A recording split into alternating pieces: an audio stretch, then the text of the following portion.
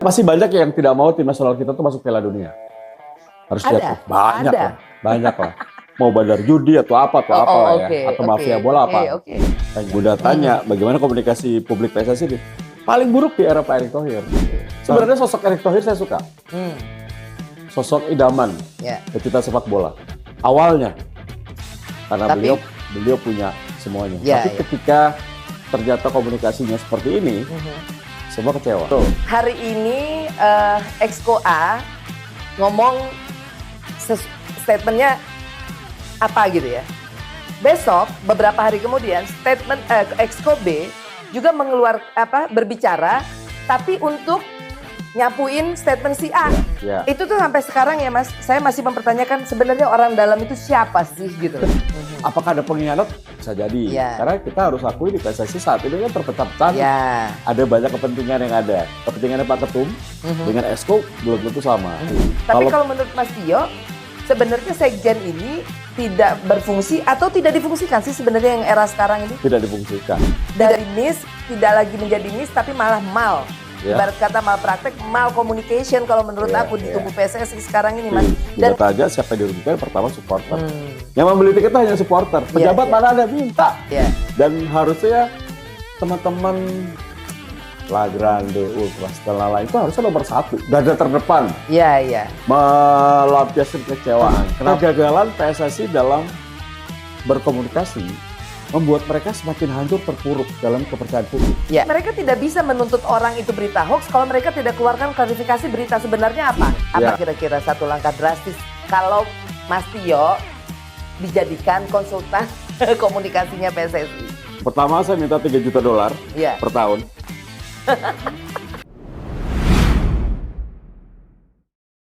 Selamat sore Etizen, kembali bersama saya Erika di Opini Tanpa Batas ETV Sport, House of Sport. Kita akan membahas berita-berita yang sedang hangat bersama Bung Tio, bersama saya sudah ada Bung Tio. Apa kabar Bung Tio? Baik, salam olahraga. Salam olahraga, semangat juara. Kita ngobrol santai aja. Ini Opini Tanpa Batas seru nih kayaknya. Opini jadi nggak bisa dilarang ya. Ini episode pertama loh. Oh ya. Kita dapat kehormatan karena episode pertama sudah didatangi sama Bung Tio nih kan, ya kan. Kita ngobrol banyak tentang pola komunikasi publik federasi. Kita akan bedah. Kebetulan Mas Tio ini memang bidangnya komunikasi, public speaking dan lain-lain. Jadi nanti kita juga akan tanya sama Bung Tio secara keilmuan. Dan solusi-solusinya gitu. Jadi di Opini Tanpa Batas kita tidak hanya mengkritisi tapi juga kita mencoba untuk memberikan solusi. Komunikasi adalah mata uang kepercayaan. Dan malam ini kita akan berbicara tentang mata uang yang sedang terpuruk nilainya di federasi sepak bola kita. Di bawah kepemimpinan Ketua Umum Bapak Erick Thohir, kita disuguhi janji bersih-bersih dan visi yang megah. Namun di saat yang sama kita menyaksikan statement ganda yang keluar dari Ketum dan Exco. Hari ini bilang A, besok bisa jadi Z. Inkonsistensi, janji yang bergeser dan transparansi yang minim, semua ini bukan hanya merusak citra PSSI, tapi mematikan harapan supporter.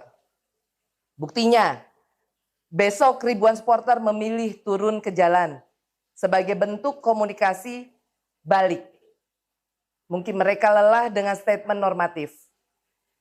Malam ini kita akan bedah apakah ini gagal koordinasi atau justru strategi komunikasi yang sengaja mengambang. Dan apakah aksi protes besok adalah konsekuensi logis dari komunikasi federasi yang gagal total? Kita akan bahas bersama Bung Tio Nugroho. Berat banget ini hari ini. Gimana Mas, menurut Bung Tio? Kalau bicara komunikasi, saya lebih suka ngomong ke belakang dulu nih, Bunda. Ke belakang itu bagaimana mereka sudah misorganisasi masalahnya. Mau gimana komunikasi yang baik, organisasinya udah salah. Gitu. Jadi kalau melihat dari rekam jejak PSSI, kenapa tidak bisa berprestasi? Kalau kita ngomong teknis kan pasti kompetisinya buruk. Kemudian masih banyak yang tidak mau tim nasional kita tuh masuk Piala Dunia. Harus lihat tuh, banyak lah. Mau bandar judi atau apa lah ya, atau mafia bola apa, banyak. Tapi kan itu nggak bisa ada buktinya gitu. Buktinya hanya kita gagal ke Piala Dunia gitu. Nah sekarang tadi kalau berbicara mengenai komunikasi, kalau saya dari praktisi public speaking melihat komunikasi yang dilakukan oleh PSSI dulu bagus. Ketika dulu itu kapan? Era siapa? Saya mau bicara Nurdin Halid lah. Ya. Bagus. Ada sekjen-sekjen yang bisa kita kenal. Yang dia keluar itu cuma dari satu pintu ya. Kalau semua statement dari federasi itu cuma keluar satu pintu. Betul. Pak Nugraha Besus dulu ya sekjennya. Pak Nugraha Besus, Pak Tri Gustoro. Itu nama-nama sekjen yang selalu menyampaikan apa yang terjadi di dalam federasi untuk disampaikan kepada publik. Demikian pula ketika publik atau media bertanya, pasti akan diterima oleh sekjen. Bukan ketum, bukan esko. Gitu. Esko dari dulu ada, tapi kan mereka tidak tampil. Mereka hanya melakukan sebuah keputusan strategis. Berarti peran sekjen itu benar-benar dijalankan pada saat era itu ya, Mas? Bahkan sampai Ratu Tisa menjadi sekjen itu masih berjalan. Masih berjalan. Dan di era Pak Iwan Bule ya? Iya, betul. Nah, di era Pak Erick Thohir, saya nggak tahu kenapa komunikasi yang diharapkan oleh publik, atau tadi Bunda tanya bagaimana komunikasi publik PSSI ini, paling buruk di era Pak Erick Thohir. Karena tugas sekjen itu tidak dijalankan. Bahkan ada tumpang tindih, ada offside kalau bahasa sepak bolanya. Kenapa komite media, esko yang menangani media justru yang banyak berbicara? Kenapa bukan sekjen? Tapi kalau Mas Tio lihat, apa sih satu kelemahan yang paling mendasar dari tentang pola komunikasi ini ya? Terutama di level-level ketum dan exco, yang kalau Mas Tio lihat apa sih yang benar-benar yang salah gitu loh? Beda visi. Beda visi. Harusnya begini Kak, kalau saya lihat ya, ini dari strategi komunikasi PSSI itu ada 4. Ada vertikal, horizontal, diagonal, sama yang paling penting itu adalah eksternal. Itu komunikasi standar. Kalau saya ngajar di mana-mana itu seperti itu. Kalau vertikal itu dari atasan ke bawahan, bawahan ke atasan. Kalau dia horizontal itu antara mereka di kantor satu seperti sama apa? Lain, ya mungkin sesama exco, sesama dirut, sesama direksi kayak gitulah. Kalau diagonal itu bagaimana mereka lebih luas di area mereka gitu, berbicara dari atas sampai bawah.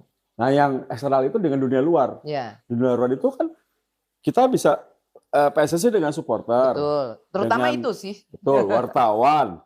Kemudian dengan AFC, dengan FIFA, dengan pemerintah, melalui Kemenpora atau presiden. Itu kan banyak. External relations namanya ya, gitu ya.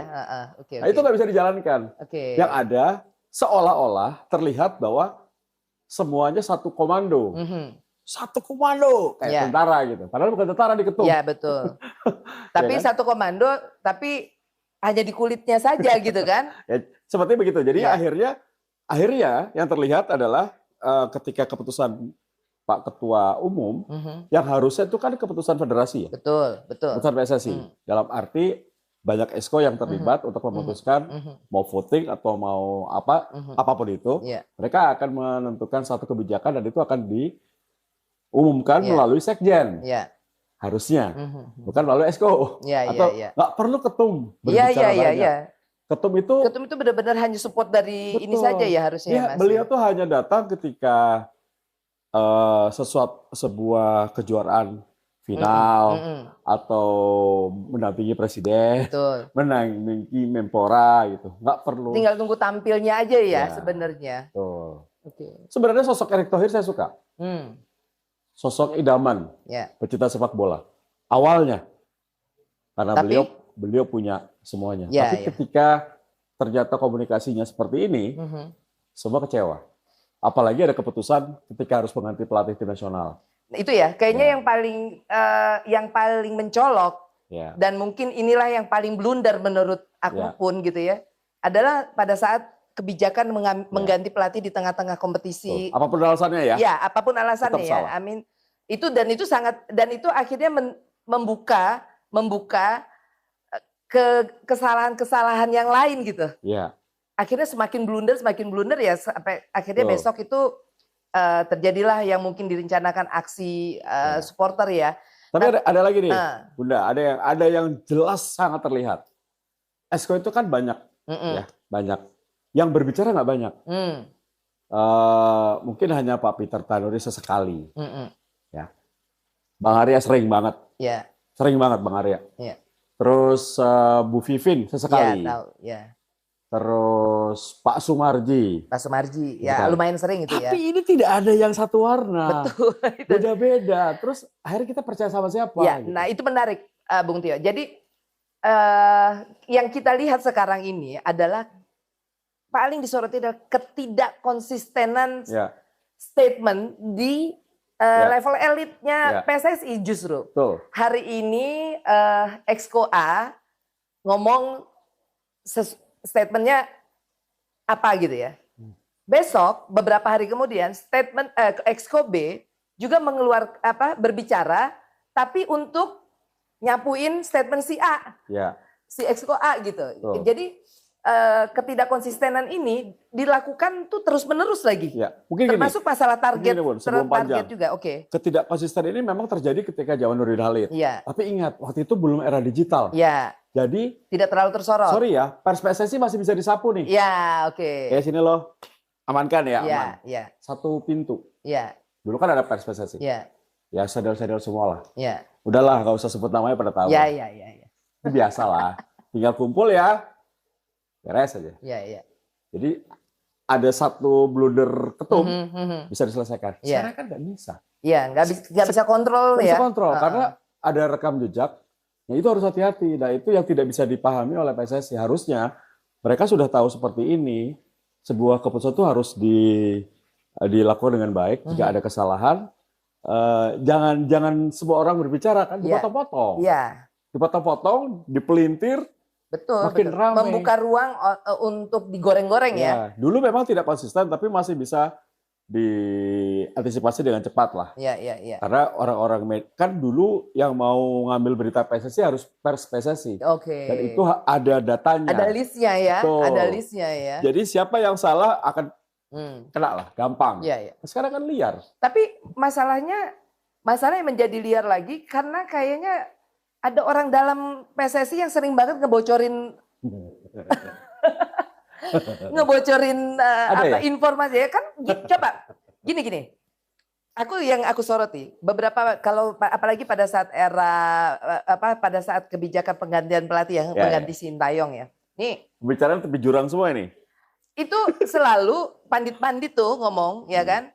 Saya dapat berita dari orang dalam ya kan. Ini informasinya A1. Itu tuh sampai sekarang ya Mas, saya masih mempertanyakan sebenarnya orang dalam itu siapa sih gitu loh.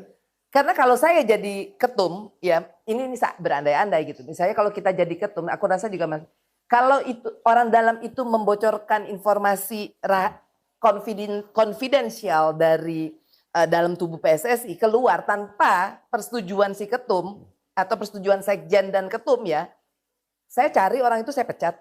Whatever lah mau disuruh, kalau itu Exco ya saya suruh mundur ya kan atau apa, kenapa? Itu kan sangat konfidensial dan di dalam statuta FIFA ada yang namanya etik kan, di mana tidak semua berita itu harus dikeluarkan kan sebenarnya, apalagi masalah ruang ganti lagi kan.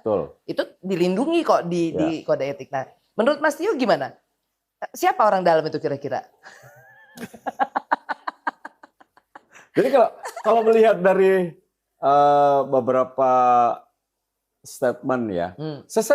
Kalau saya lihatnya begini, terkadang itu menjadi sebuah komunikasi publik juga yang unik dari PSSI.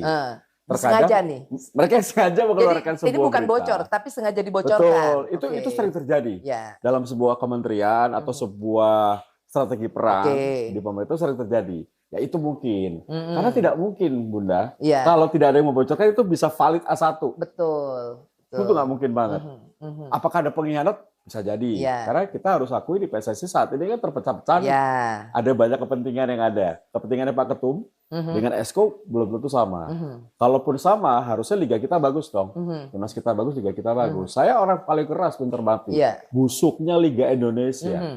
Jeleknya operator liga. Kalau nggak mau mundur aja, kenapa sih? Gitu. Dari dulu. Tapi nggak pernah dengar. Karena Tio doang yang berisik, biarin aja. Gitu kan. Nanti kita bantu berisik. Biar didengar sama PSSI. Jadi seperti itu. Tapi mungkin ini lagi-lagi komunikasi yang tidak terlalu bagus, atau ini strategi, Bunda. Biarkan tes pasar, kita keluarkan.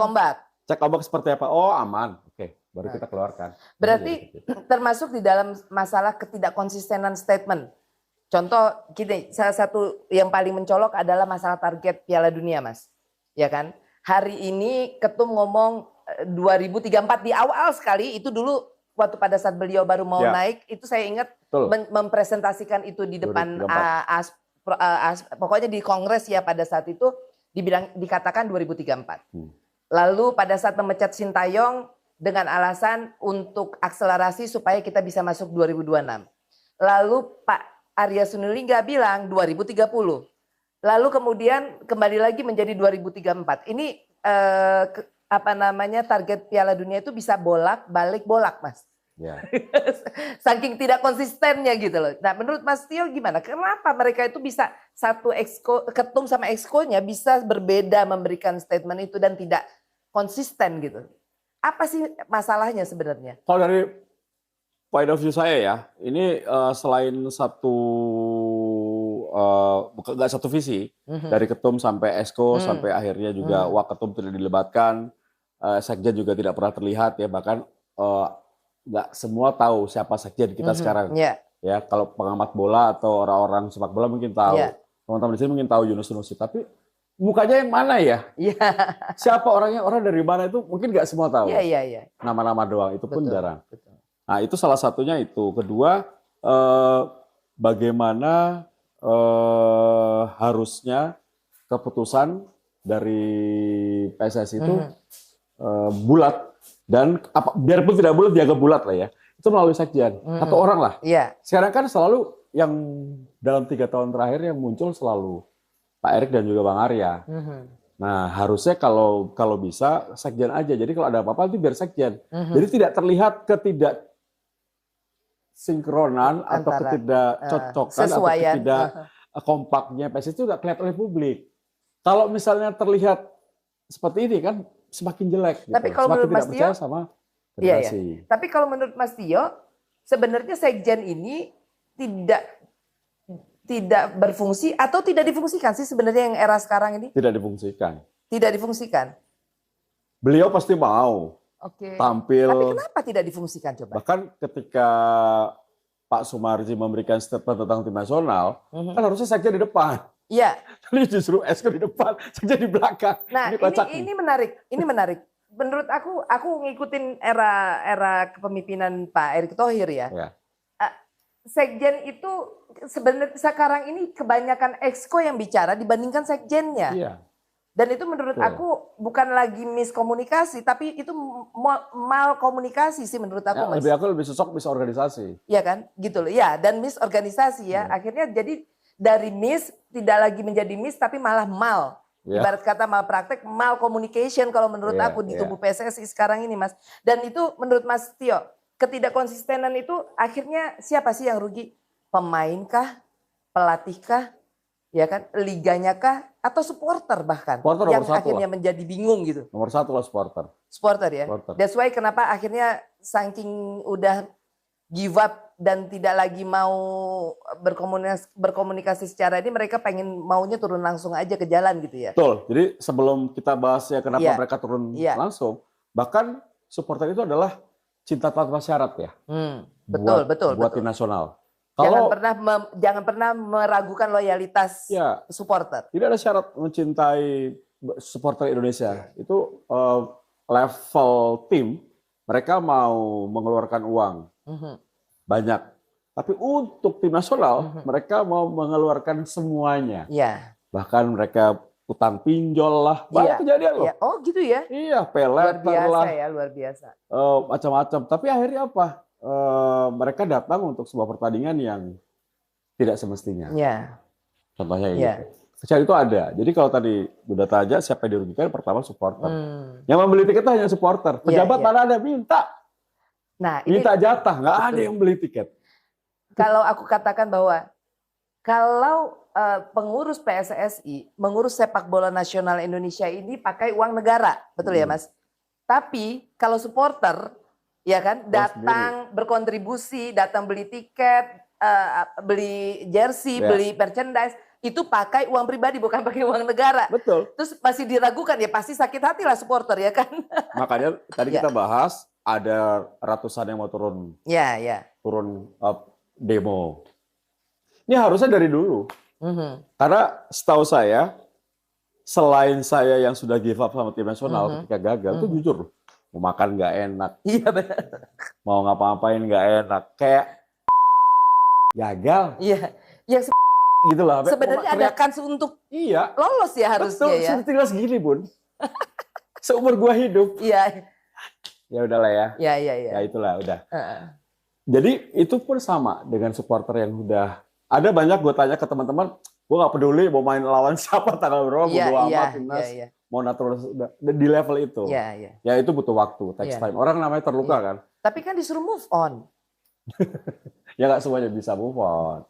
Akhirnya kalau kekecewaan itu diwakili oleh ratusan teman-teman kita akan protes, itu wajar. Dan ini harusnya dilakukan oleh semuanya. Kelompok-kelompok besar supporter Indonesia kemarin tuh nggak kompak kayaknya ya. Ketika banyak media bersuara, bahkan pengamat-pengamat yang nggak ada suaranya bersuara, yang biasa bersuara nggak ada. Dan harusnya teman-teman La Grande, Ultras, dan Lala itu harusnya nomor 1, garda terdepan. Melampiaskan kekecewaan. Kenapa setelah berapa bulan baru ada ini gitu? Itu kekecewaan nggak apa-apa. Bukan menyuruh Erick Thohir out loh ya. Ini kekecewaan. Kita kan mau teriak-teriak kalau voters yang nggak mau bilang Erick Thohir out ya nggak akan out. Betul. Karena bukan kita yang milih. Sistemnya adalah voters. Voters ini harus punya suara untuk memilih ketua umum yang baru. Tapi kemarin kita sempat mendengar ya pada saat Pak Erick Thohir diwawancarai bahwa beliau sudah memastikan akan tetap bertahan sampai 2027 ya kan. Betul. Berarti sampai tahun 2027 beliau juga tetap akan merangkap jabatan sebagai Menpora. Bung Tio, kalau dari sudut pandang Bung Tio itu bagaimana sih dengan masalah rangkap jabatan? Ini masalah nggak sih? Kalau kan gini, PSSI itu butuh fokus, ketua umum yang fokus mungkin ya, karena kan masalahnya sendiri sudah banyak, sudah konflik, sudah terlalu kayak benang kusut gitu di PSSI itu. Jadi butuh satu-satu diluruskan, dibenahi gitu ya gitu. Jadi dengan rangkap jabatan itu jadi masalah nggak? Kalau menurut, hilang nggak fokus pikiran, waktu juga gitu? Jawabanku sih simpel. Selama Prabowo Subianto mendukung, nggak masalah. Karena apa? Karena PSSI masih membutuhkan pemerintah. Untuk masalah banyak hal ya. Bukan hanya uang. Dan nggak tahu Bun, gue yakin banget nih bahwa penggeseran Pak Erick dari BUMN ke Menpora itu emang keinginan Prabowo Subianto. Dan sudah dipikir masak-masak, apalagi Pak Prabowo bilang kan, Pak Erick lanjut lagi 2030 coba lagi ya gitu. Itu kode kan. Itu kode-kode politik. Kalau fans kan nggak peduli. Yang penting hasilnya gitu. Jadi kalau ditanya apakah aneh atau enggak, selama Pak Prabowo masih menjadi presiden dan mendukung, ya udah aman-aman aja. Apalagi sekali lagi, sekarang mau mengganti pelatih, mengganti ketum. Kan harus ada KLB. Betul. Kita 200 juta orang gila bola ibaratnya. 280 tapi 200 yang gila bola misalnya. Nggak bisa menyuarakan suara. Hanya Asprof, klub, asosiasi wasit, pemain, futsal yang bisa memilih. Tapi itu kembali ya, bahwa maksudnya kalau kita bicara voter tadi, Mas. Menariknya, bisa nggak sih suatu hari nanti ada suara supporter yang bisa didengar dan perwakilan supporter itu bisa jadi apa? Voter. Kalau saya lebih suka. Ada nggak di negara lain yang ada seperti itu? Pemilihan kan beda. Sistem pemilihannya kita dengan negara lain beda ya. Tapi kalau saya melihat sudah tidak efektif lagi fungsi dari Asprof. Yes. Kerjanya, maaf ya teman-teman di Asprof, banyak teman-teman di sana. Tapi emang kerjanya emang nggak jelas. Kalau nggak ada uang, nggak kerja gitu. Dan anyway, bukannya harusnya Asprof itu kepanjangan tangan dari ketum kan ya, maksudnya dari federasi ya. Betul. Jadi pada saat ada perpecahan suara karena voter, akhirnya ada konflik of interest nantinya nggak? Betul. Ini tadi kalau awal balik lagi ke awal, PSSI, yes, Asprof, klub, kan gitu aturannya. Iya, iya. Klub sampai pemain pelatih akhirnya. Iya. Itu komunikasi vertikal. Iya. Kembali dari bawah ke atas. Iya. Nah masalahnya Asprof itu bisa menjadi pekerjaan yang paling mudah di Indonesia saat ini. Iya. Kalau ada KLB. Iya. Karena bisa terima kiri kanan. itu saya udah sering dengar ya. Jadi makanya aku tanya, kemarin juga sempat ngobrol juga sama Kang Jalu waktu kemarin. Fungsinya Asprof di dalam ini voter itu apa ya gitu kan? Yeah. Maksudnya kalau akhirnya hanya menjadi hal-hal yang tidak baik juga kan gitu loh untuk kesehatan persepak bolaan kita gitu. Kalau mereka aja pesanan akhirnya. Ya gitu. Jadi dan dia tidak juga menjadi apa namanya menjadi penting juga untuk berkontribusi di daerahnya masing-masing kan gitu. Mereka nggak peduli ke daerah siapa akhirnya yang akan terpilih. Iya. Yang penting, oke saya dapat bagian saya. Iya. Tapi akhirnya ketika misalnya Pak Erick terpilih, mereka nggak akan menjalankan visi Pak Erick. Iya. Itu terjadi dan bukan hanya di era Pak Erick ya. Dan itu kembali dari era dulu. Akhirnya masalahnya dikomunikasi lagi nantinya ya. Betul. Makanya alangkah baiknya saya nggak tahu ya statuta PSSI harus diganti. Dalam cara pemilihan ketua umum itu harus dirubah. Kira-kira kita butuh nggak ketua umum yang berani nantinya akan mengusulkan untuk mengubah statuta itu? Semoga bakal ada nggak kira-kira? Semoga ada Menteri Keuangan baru, gaya-gaya Menteri Keuangan baru seperti itu. Mungkin mau. Iya. Ya kan? Pak Purbaya ya, gaya-gaya Pak Purbaya ya. Yes. Tapi sekali lagi, saya suka dengan Kang Jalu. Iya. Kang Jalu. Iya. Kang Doni Jalu. Ya, Doni Jalu. Dia bilang, saya berani pegang liga, tapi saya harus disupport Presiden. Iya. Karena jangan terancam. Pasti. Itu di Indonesia. Luar biasa ya. Oke, Mas Tio, tadi menarik kita sudah membahas masalah voter di statuta PSSI yang kita harapkan mudah-mudahan nanti kita punya ketua umum yang berani mengajukan untuk perubahan itu pada saat kongres mungkin atau kongres luar biasa. Kembali ke masalah komunikasi, Mas. Tadi kita sudah bicara ketidakkonsistenan federasi dalam berstatement. Ya kan, di dalam berstatement. Nah, tadi mungkin sudah sedikit dibahas sama Mas Tio di awal. Kalau Mas Tio melihat apakah ini memang tadi miskoordinasi atau adanya perbedaan visi dan strategi di dalam tubuh PSSI sendiri, Mas? Lebih suka mengenai perbedaan visi dan mungkin strategi ya. Karena mungkin sudah bukan rahasia umum ya Bun, bahwa ada beberapa kelompok yang ada di PSSI karena tidak satu irama ya. Ketika kemarin mengenai masalah pergantian pelatih, itu sudah terlihat kan ada perpecahan, ada perbedaan pendapat. Pak Ketum didukung oleh beberapa esko, beberapa esko tidak setuju, lebih mendekat pada Pak Sumarji. Terus ada juga yang diam. Apakah yang diam ini kan tidak setuju kepada salah satu pihak. Itu kan menjadi terlihat bahwa ada beberapa kubu. Nah, kalau harusnya ke depannya memang tidak mudah menyatukan visi beberapa orang pintar atau orang hebat. Karena biasanya memang banyak kepentingan yang dimasukkan ke dalam sepak bola. Tapi yang harus dibenahi adalah bagaimana komunikasi itu harus diperbaiki. Ya. Kembalikan fungsi sekjen, Ya. kemudian sebuah esko bekerja pada tugasnya masing-masing. Tupoksinya Tupoksi masing-masing. masing-masing, jangan offside. Ya. Terus ketum juga harus percaya pada sekjen. Ya. Dan kalau internal jangan sampai bocor lagi. Ya. Dan Ya. yang paling penting adalah tidak perlu malu untuk belajar public speaking. Itu penting sih. Penting. Itu penting sih. Betul. Maksudnya kadang-kadang aku ngelihat bahkan pemain public speakingnya bisa lebih bagus daripada para exco itu, Mas. Tuh, ini Bun, saya buka Bun. Saya itu sering memberikan public speaking untuk pejabat. Iya. Dari eselon lah. Jenderal, TNI, polisi banyak. Saya ajarin di rumah beliau. Iya.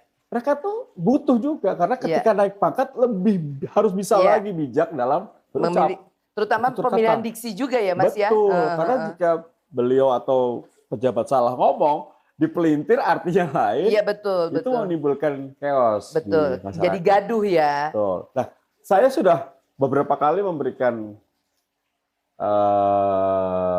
tawaran. Iya. Waktu itu zamannya Marcelino, Ferdinand dan kawan-kawan, waktu itu Coach Bima, saya kasih free public speaking. Saya datang ke hotelnya, saya kasih. Iya. Saya ajarin gimana mereka menghadapi mic. Iya. Ketika ada mic di depan muka mereka, mereka bisa jawab apa nih?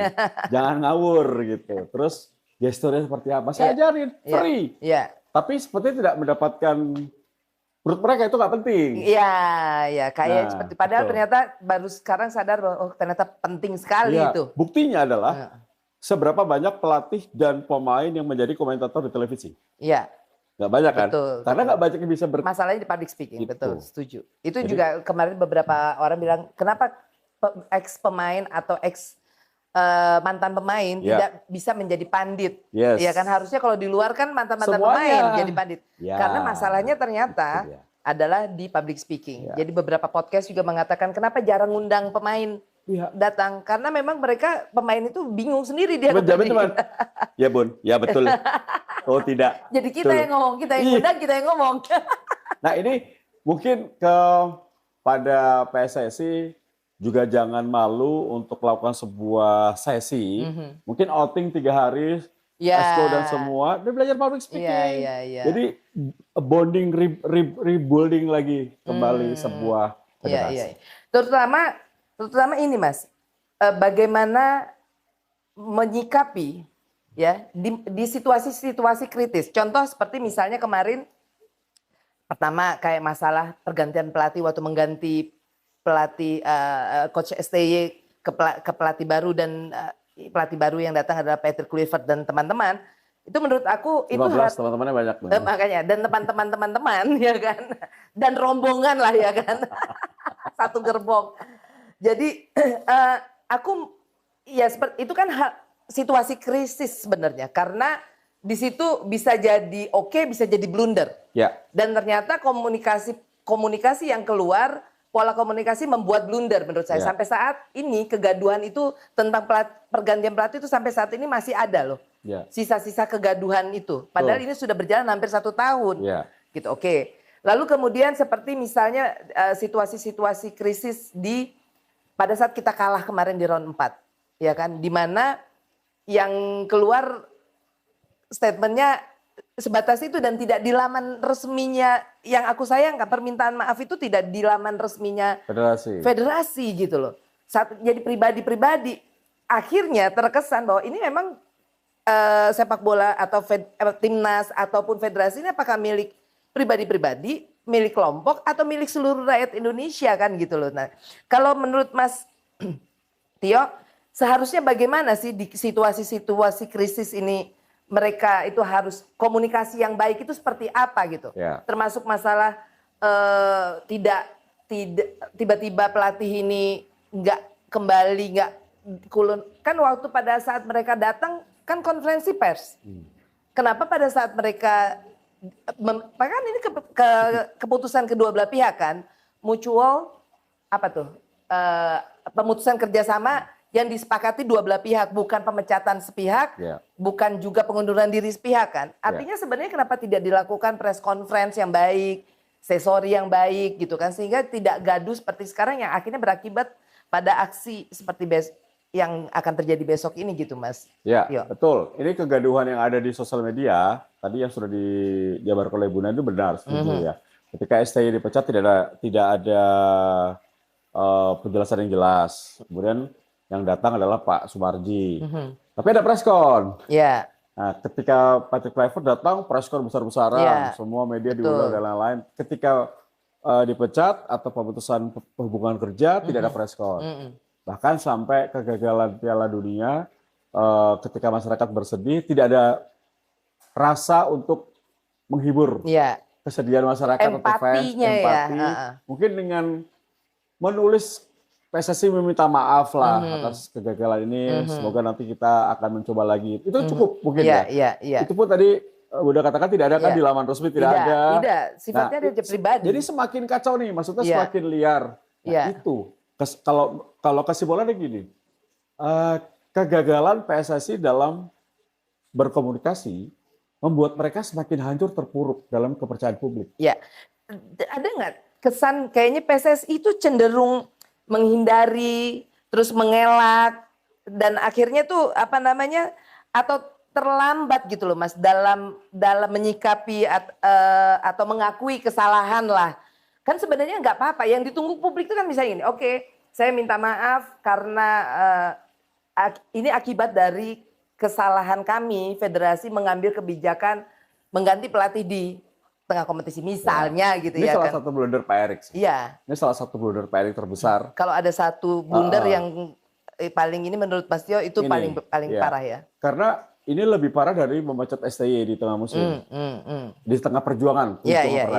Orang sudah mengatakan kesalahan Pak Erick Thohir dan masa kepemimpinannya adalah ketika memecat STY. Tapi kalau menurut saya kesalahan Pak Erick Thohir terbesar untuk kembali bisa mengembalikan kepercayaan publik atau menyatukan lagi supporter yang sudah hilang arah, itu harusnya kemarin.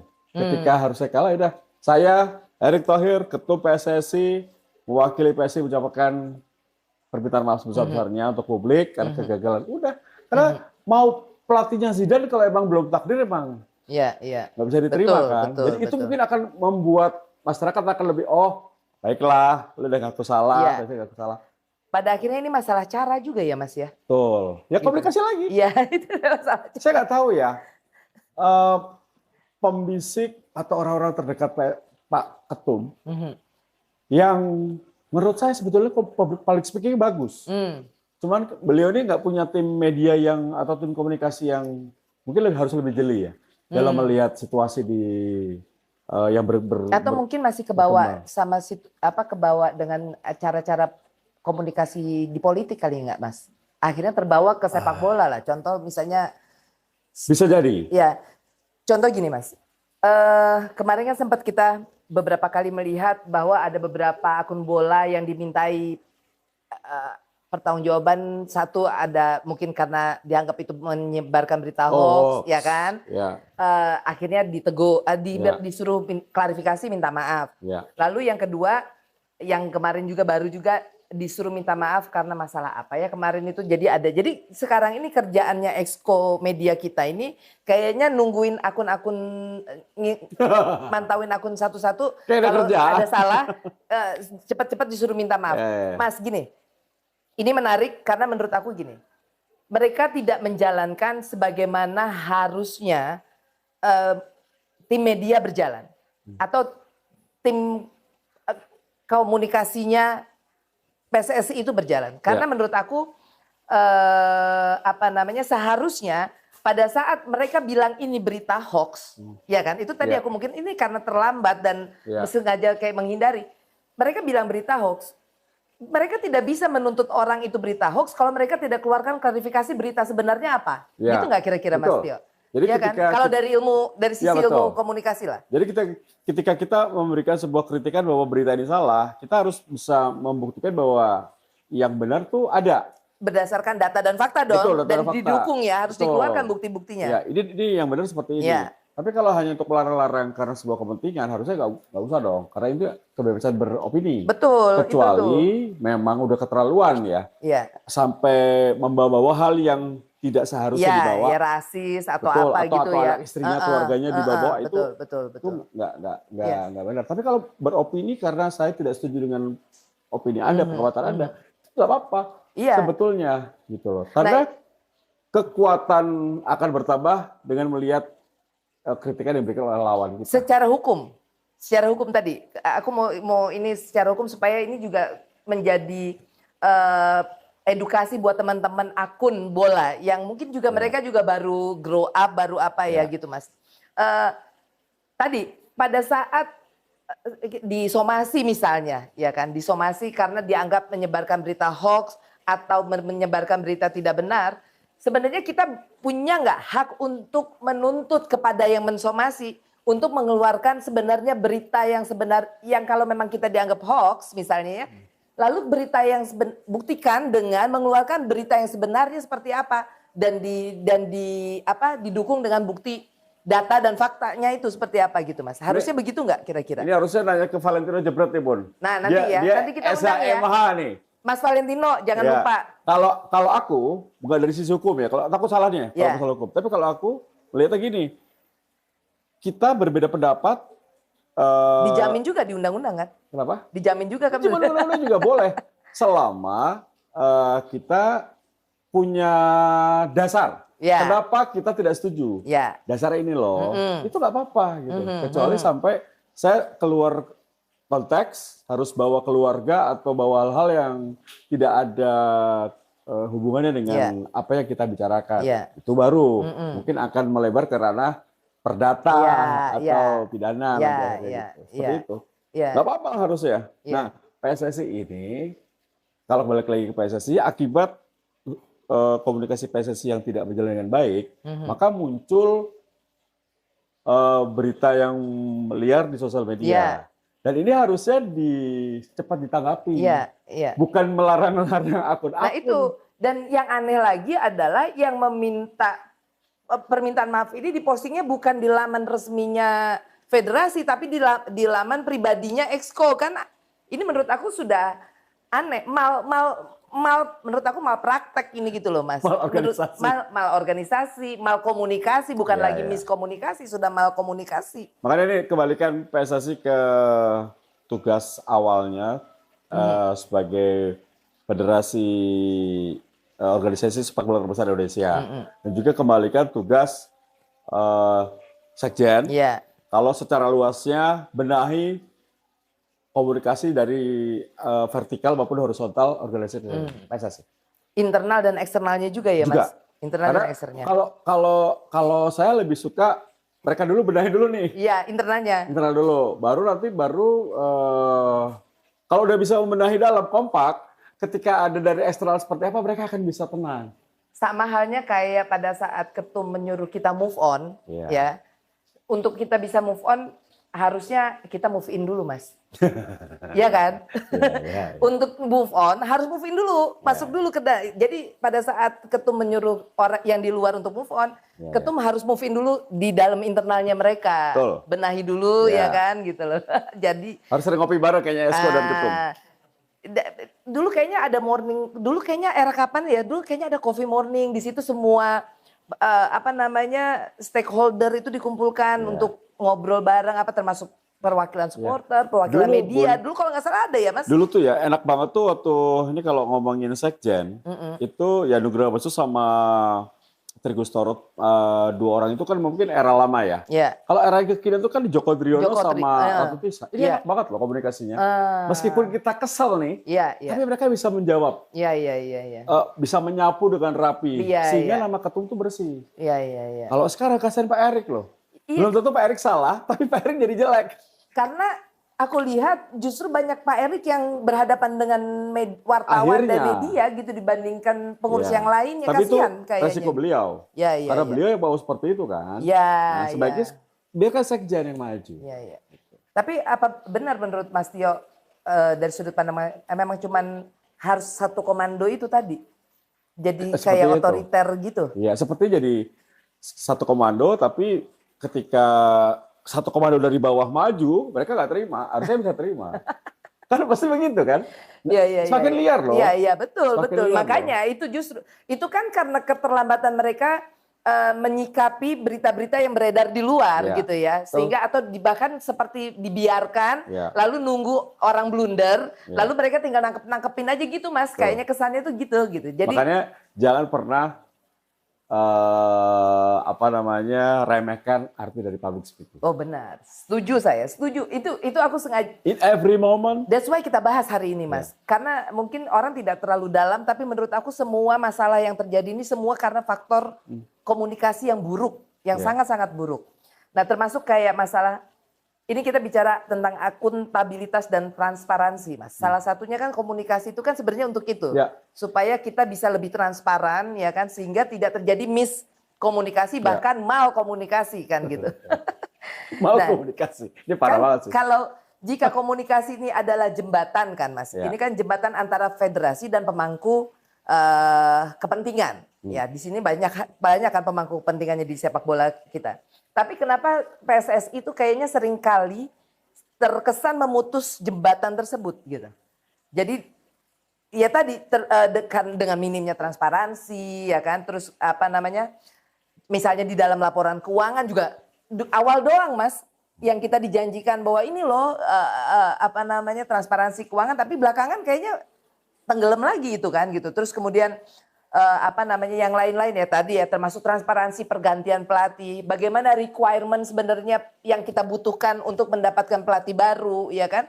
Selama ini kan terkesan nggak ada, putus mendadak, tiba-tiba sudah ada gantinya mendadak lagi. Nah sekarang sekarang putus mendadak, nyarinya dibiarin lama dulu, akhirnya sudah digoreng-goreng, rumor sudah sering banyak yang beredar yang entah yang benar atau tidak gitu kan. Hal-hal seperti itu gitu, Mas. Nah termasuk kayak misalnya kenapa gitu, kayak laporan keuangan juga ya, berlindung di balik exco, ya kan, berlindung di balik exco. Nah seperti apa sih sebenarnya kalau menurut Mas Tio ya, apa hal-hal seperti ini tuh merupakan strategi defaultnya PSSI? Untuk menghindari kritik tajam lah misalnya. Kalau melihat dari strategi PSSI kan dari dulu tertutup ya. PSSI itu tidak mau diatur di bawah Kemenpora. Salah satu federasi yang seperti anak emas dalam tanda kutip, karena FIFA pun demikian. Ya, dia nggak mau diatur oleh IOC. Betul. Sebagai Komite Olimpiade Internasional. Nah, di sepak bola PSSI juga nggak mau diatur oleh KONI maupun NOC. Jadi memang mereka memiliki kerajaan sendiri, aturan sendiri, statuta sendiri gitu. Nah, masalahnya yang dulu sama Bu sebetulnya. Nurdin Halid, kemudian Johar Arifin, Lanyala, sampai Iwan Bule juga nggak mau diatur oleh orang lain. Tapi mereka lebih elegan. Mereka mengumpulkan wartawan, mendengar aspirasi, meskipun nanti nggak juga dilakuin. Belum tentu, At least kami tampung ya. Itu tugas sekjen. Manis-manis, iya baik terima kasih. Dari mana media? Oke, iya makasih ya. Cukup. Besok lupa kok. Iya. Itu benar. Yang paling yang akan lebih keras ya pejuang-pejuang seperti Bunda, seperti beberapa akun-akun yang cukup. Itu akan terus menyuarakan, tapi kan jadi kecil. Iya. Nah, yang sekarang enggak. Yang sekarang malah dimarahin. Lu nggak bisa gitu. Lu hoax, ngamuk lah. Ada api malah disiram bensin ya kan, makin besar akhirnya. Jadi seperti terlihat anti kritik. Nah sekarang kalau misalnya Mas, kan kita tahu bahwa publik itu kan yang dituntut itu kan adalah mereka butuh kejelasan dan butuh kepastian. Kalau misalnya Mas Tio yang adalah di posisi konsultan komunikasinya PSSI, kira-kira satu langkah drastis apa yang akan Mas Tio lakukan untuk mengembalikan kepercayaan publik terhadap konsistenan ini? Atau yang untuk statement-statement yang tidak terkoordinasi ini. Apa kira-kira satu langkah drastis kalau Mas Tio dijadikan konsultan komunikasinya PSSI? Pertama saya minta $3 juta per tahun. Bayaran mahal dong. Karena memang kacau. Kedua, saya akan merubah semua dalam arti gini, akan nggak berubah lah, menata kembali cara komunikasi. Dan hanya satu orang yang boleh berkomunikasi selain dalam kebijakan itu hanya sekjen. Kecuali sekjen berdampingan dengan ketum mau bicara boleh lah sesekali. Tapi kalau semua komunikasi eksternal, internal, eksternal keluar melalui sekjen. Itu aja, sesimpel itu sebetulnya. Dan kalau itu saya memang ditugaskan untuk itu, saya mesti akan sowan juga ke Pak Kemenpora dan juga Pak Presiden. Oh, Pak Presiden gitu. Untuk saya akan membenahi sistem komunikasi sepak bola Indonesia, tolong lindungi saya ya dari orang-orang yang memang nggak mau ada kemajuan dan ada sebuah hal positif dalam federasi. Karena ini yang susah banget. Ternyata ada juga ya yang seperti itu ya Mas. Memang tidak ada buktinya tapi terlihat jelas karena betapa sulitnya berjalan beriringan ya. Hal-hal mudah aja, dalam menjalankan statuta, menjalankan program, menjalankan timnas, menjalankan federasi kompetisi. Ini nggak bisa jalan, padahal hal gampang kan. Di atas kertas gampang. Tapi kenapa dengan kekuatan ketum terbaik negara ini, akhirnya itu ketum terbaik loh dalam sisi semua hal. Dalam sejarah harusnya bisa lebih hebat dari Pak Nurdin Halid, bisa lebih hebat dari Pak Lanyala, bisa lebih hebat dari Pak Johar Arifin, bisa lebih hebat dari Pak Iwan Bule, harusnya. Tapi kenapa susah banget ya beliau ya? Kalau naturalisasi kita akui hormat. Kita bisa di 119 saya hormat. Tapi untuk kompetisi makin buruk, makin dijajah oleh asing. Buat saya dengan kompetisi kita makin banyak pemain asing itu penurunan ya. Karena yang menangis lebih banyak pemain lokal dan pelatih lokal. Di Liga 1, Liga 2. Bahkan Liga 2 saat ini sudah dikuasai oleh asing juga gitu. Ya jangan sampai anak bangsa ini cita-cita, apalagi generasi anak-anak kita yang sekarang masih SMP, SMA, yang belum tahu sepak bola profesional akan hilang melihat susah ya jadi pemain sepak bola di Indonesia, harus melawan pemain-pemain asing yang belum waktunya mereka hadapi sebetulnya. Jadi balik lagi, sebenarnya masalah PSSI itu salah satu runyam. Tapi kalau masalah komunikasinya diperbaiki, at least 30%, kalau kanker ya, dari 100% 30% kan lumayan nih. Masih ada kemungkinan hidup 70%. Nah ini tinggal bagaimana kebijakan baru dari PSSI dibantu oleh pemerintah. Oke, menarik. Di atas pemerintah itu presiden. Oke, ini udah mau di penghujung nih Mas Tio ya. Kita menarik. Aku ada satu pertanyaan penutup lah. Jika kita analogikan ya, komunikasi publik PSSI saat ini lebih mirip Menara Gading yang tertutup atau pasar malam yang bising tanpa juru bicara resmi yang kredibel. Yang mana menurut Mas Tio? Kalau dianalogikan ini, menurut yang paling tepat yang mana? Pasar malam. Pasar malam ya. Jadi berarti kali ini yang kita butuhkan benar-benar sangat urgent adalah juru bicara yang kredibel ya Mas. Yang bisa mengkomunikasikan semua hal sehingga apapun kebijakan dari federasi itu sampai message-nya ke publik ya. Seperti itu. Oke Mas Tio, terima kasih banyak sudah hadir di ETV Sport, Opini Tanpa Batas. Sampai ketemu lagi, sehat selalu, sukses. Dan mudah-mudahan didengar sama PSSI. Amin. Bisa jadi konsultan komunikasinya PSSI. $3 juta. $3 juta. Jangan lupa ya. Oh iya. Oke, thank you, terima kasih. Thank you. Aduh, baiklah Etizen. Sampai di sini pertemuan kita hari ini. Salam olahraga, semangat juara.